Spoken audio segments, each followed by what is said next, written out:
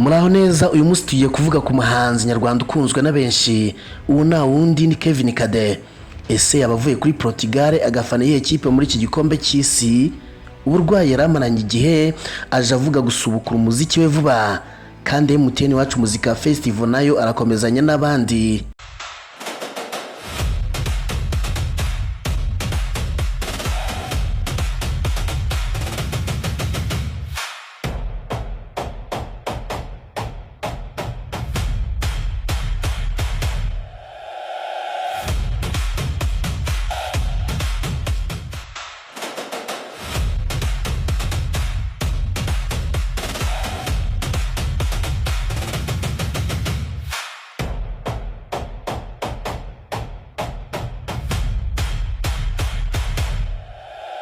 Umuhanzi Kevin Kade yatangaje ko ubuzima bwe buri kugenda bumera neza nyuma y'igihe yari amaze ahanganye n'uburwayi, ashimangira ko yiteguye gusubukura ibikorwa bye bya muzika mu minsi iri imbere. Uyu Kevin Kade yabitangaje ubwo yari ari muri stade ya Dallas, aho yarebeye umukino wahuje Espagne na Portugal mu mikino ya kimwe cya 16 cy'igikombe cy'isi. Umukino warangiye Espagne ikomeje mu gihe Portugal yasezerewe. Uyu muhanzi yari amaze igihe atagaragara mu ruhame nyuma yo gutangaza ko arembye, ibintu byatumye yikura mu bitaramo bya MTN wacu muzika festival akaguma muri Amerika, aho yari ari kwitabwaho n'abaganga. Mu kiganiro yagiranye na Igihe, Kevin Kade yagize ati: mu minsi ishize byari ibintu bibi cyane ku buzima bwanjye, nyuma y'igihe ndi kwitaho ndetse nanitabwaho n'abaganga, ubu meze neza kandi ndashima Imana. Uyu muhanzi kandi yavuze ko igisigaye ari ugukomeza kwitaho kugira ngo agarure imbaraga maze asubire mu bikorwa bya muzika nk'uko byari bisanzwe.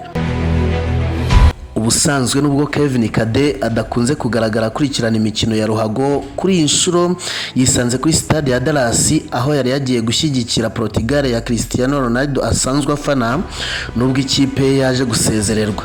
Ariko ku rundi ruhande, Kevin yasabye abakunzi be gukomeza kumwihanganira mu gihe akomeza kugarura ubuzima, abizeza ko hari ibikorwa byinshi yabateguriye. Kevin Kade yavuze ko kandi afite indirimbo yakoreye mu Rwanda ndetse n'izindi yakoreye muri Amerika, zose yiteguye kuzishyira hanze mu gihe cya vuba.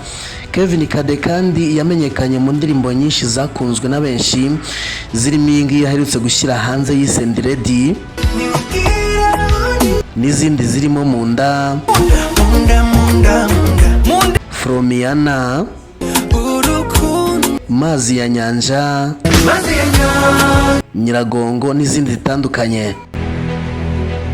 Umuraperi Dwayne Carter wamamaye nka Lil Wayne w'imyaka 43 yambitse impeta mu buryo bw'ibanga inkumi yo mu myaka 20 bitegura kurushinga. Amakuru y'urukundo rwa Lil Wayne yashyizwe page 6, gusa niyatangaza amazina y'umukobwa ukomoka muri Indiana.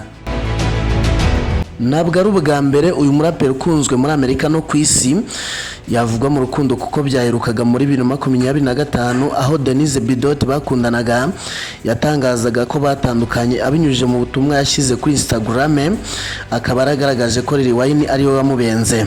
Lil Wayne afite abana 4 barimo Regina Carter ufite imyaka 27 yabyaranye na Toya wahoze ari umugore we kuva 2004 kugeza 2006, akaba ari nawe bashakanye mu buryo bwemewe n'amategeko. Uwa kabiri yitwa Dwayne Michael Carter wa gatatu w'imyaka 17, naho Neya w'imyaka 16 niwe wa gatatu.